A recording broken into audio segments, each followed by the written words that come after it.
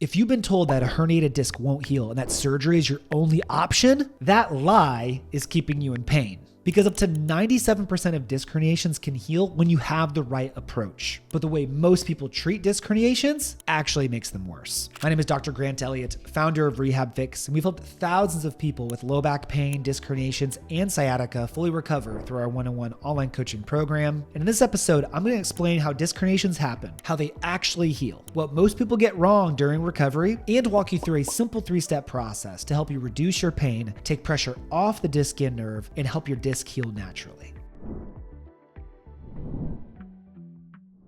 So a lot of people believe that once a disc is herniated, it's permanent. And a lot of doctors are telling you that too. And frankly, their license should be removed. This leads you to believe that surgery is the only option. If it's out and it's permanent, the only way to fix it is by cutting it out, right? No. That is not true. And the research is very clear. A study of 280,000 people with lumbar disc herniations found that 97% of them recovered without surgery. So the problem isn't whether or not your disc can heal. It's whether you're creating the right environment for it to heal. And this environment is influenced by the things you're doing, the things you're not doing, and your mindset around it all. Now, real quick, what is a disc herniation? A disc herniation is when the disc in your back, which is comprised of an inner gel-like substance called the nucleus pulposus and a fibrous outer protective layer called the annulus fibrosus, experience a situation where the inner substance is beginning to push into that outer layer. It becomes a bulge once it starts to just bulge, and it becomes a herniation when it starts to break through that. And sometimes it can leak out into the outer area as well. This can create pain. This bulge can directly impact a nerve, causing sciatica down your leg, which many people with sensitive discs experience radiating symptoms down their leg. And this is believed to be some scary low back issue that everyone should fear, but you should not. It is a very, very common occurrence. And this is caused by a multitude of things, usually not one singular thing. It's usually a combination of you not moving enough, maybe doing repetitive movements that are not preferred by your lower back. It's also influenced by your beliefs though. It's influenced by your diet, your sleep, your stress, maybe how much you are working and not recovering. All these things influence the ability for us to injure the discs in our lower back. But one thing for sure is that it is heavily influenced by movement. As you can see, the disc getting into this position is through disc movement. So doesn't it make sense that you can use movement to resolve it too? That's why those who resort to rest often don't find recovery, or avoiding movement completely, doing procedures and therapies that involve them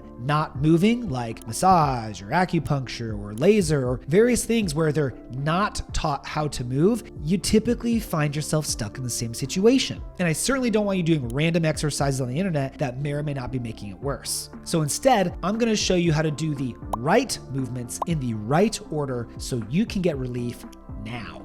This 3-step process will calm the disc, restore movement, and then stabilize your spine so the results actually last. First, to calm down the disc, we're going to practice our 90-90 breathing position. Lay on your back, rest your feet up on a chair or couch so that your hips and knees are at a 90-degree angle. Put one hand on your chest, one hand on your belly. And I want you to focus on only the hand on your belly moving. It's going to move up as you inhale, filling your belly, and it's going to go down as you exhale, collapsing your belly. This is how you want to breathe. And this will help calm down your nervous system dramatically, since those who are dealing with disc pain are usually having sensitive nervous systems, increased sensitivity to pain, they're usually tight and guarded. And this is incredible for helping your nervous system actually relax, which will reduce your pain. This type of reinforced breathing will turn off the muscles in your lower back as they are antagonists to the diaphragm. And this will reduce compression around your lower back and your disc. And finally, learning how to belly breathe actually helps stabilize around your disc, which of course will help it relax and decompress as well.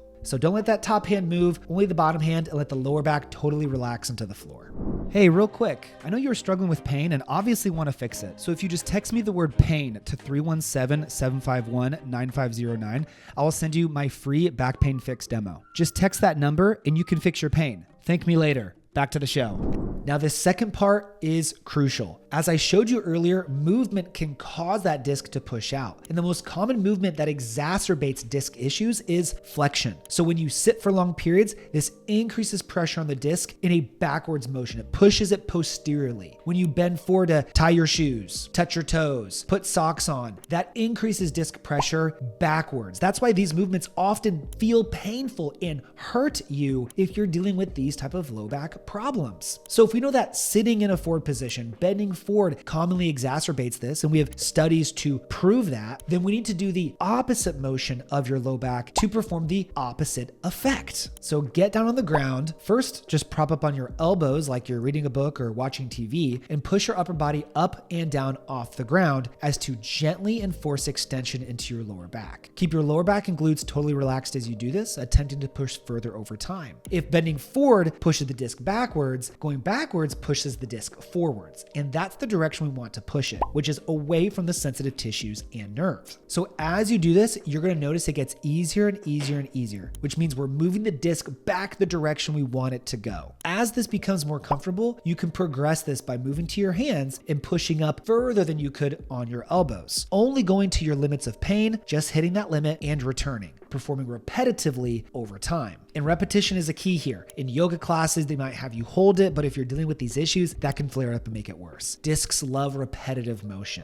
So this movement will help restore proper disc position, restore movement in your lower back, and move the disc away from a pinched nerve. And you can notice significant reduction in your pain, nerve pain, and better mobility immediately after this. Because if flexion caused it, extension can reverse it. But now we want to stabilize around it to ensure this actually lasts, because I know you're tired of the temporary relief. So get in a side plank position on your knees. But we're going to pick our hips up and forward while separating the knees like we're doing a clamshell. Push your hips high and forward, then slowly return down to the floor as you bring the knees back together. Tap and repeat. This is strengthening the glutes, the hip on that bottom side significantly. That glute med piriformis, this area that affects your disc, affects your nerve, and affects your overall function around your hip is incredibly important. This is also strengthening and stabilizing the quadratus lumborum, the QL muscle, which is on the bottom side of this movement. Just like a plank, which stabilizes the side of your spine, this of course is triggering that same resistance. So this is strengthening your glute med,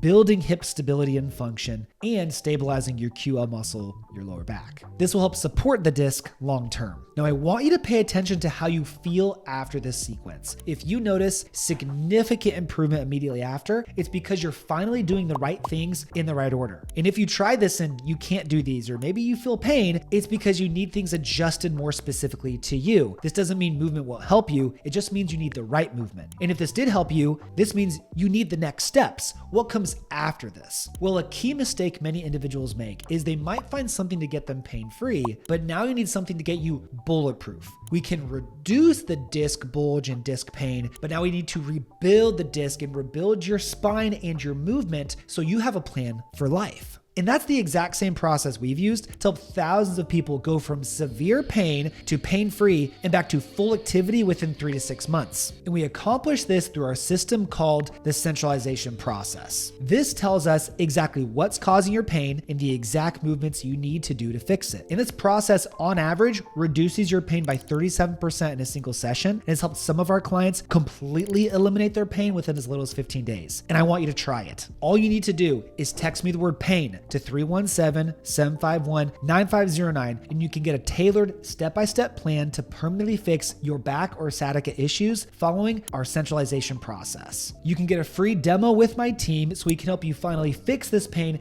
and live the life that you deserve. So text me right now so you don't forget. Otherwise, your pain waking up at night might be another reminder. And after you text me, please like the video, subscribe if you haven't already, follow me on Instagram at RehabFix for more free daily videos and insights into my life. Now, I'm keeping myself and our clients' low backs bulletproof. Thank you so much for watching. I'll see you on the next one, and I'll see some of you in our program real soon.